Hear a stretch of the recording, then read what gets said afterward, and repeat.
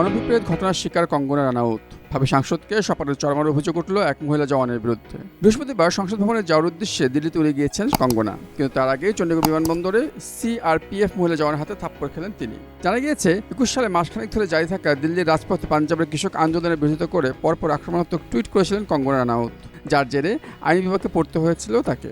এবার চণ্ডীগড় বিমানবন্দরে তারই মাসুল গুনতে হলো কুইনকে। জানা গিয়েছে কঙ্গনাকে চর মারা ওই মহিলা জওয়ান আদতে পাঞ্জাবের কাপুরথালার বাসিন্দা। এর আগে কৃষক আন্দোলন নিয়ে বেফাঁস মন্তব্য করেছিলেন কঙ্গনা। আন্দোলনরত কৃষকদের খলিস্তানি সন্ত্রাসবাদী বলে তোপও দিয়েছিলেন তিনি। এমনকি বিতর্কিত 3 কৃষি বিল প্রত্যাহার করে নেওয়ার কথা যখন ঘোষণা করলেন প্রধানমন্ত্রী মোদী, তখনও কৃষকদের জিহাদি বলে আক্রমণ করেন বলিউড অভিনেত্রী।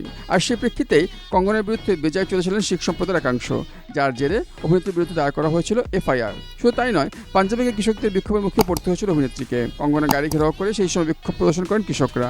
এবার সেই রাগের বসে কঙ্গনাকে সপাটে চড় মারলেন এক মহিলা সিআইএসএফ জওয়ান। এদিকে দিল্লি পৌঁছে এক ভিডিও বার্তায় সেই সম্পর্কে বলেন খোদ নবনির্বাচিত সাংসদ। তিনি বলেন তার কাছে প্রচুর ফোন আসছে, শুভানুধ্যায়ীরা সংবাদ মাধ্যমের বন্ধুরা জিজ্ঞাসা করছেন তিনি কেমন আছেন। তাই সবাইকে প্রথমেই তিনি জানিয়েছেন যে ভালো আছেন, সুস্থ আছেন।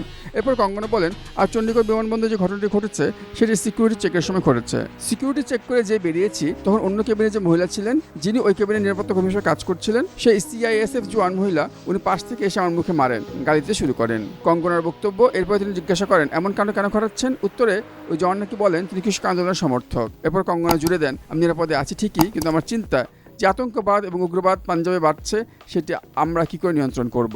সদ্য ভারতের মান্ডি লোকসভা কেন্দ্র থেকে জয়ী হন কঙ্গনা রানাউত। বিজেপির টিকিটে 5 লক্ষেরও বেশি ভোটে জিতে সাংসদ পদে বসতে চলেছেন তিনি। রাজনীতির ময়দানে পা দিয়ে বিরোধী শিবিরকে একেবারে ধর্ষা করে দিয়েছেন তিনি।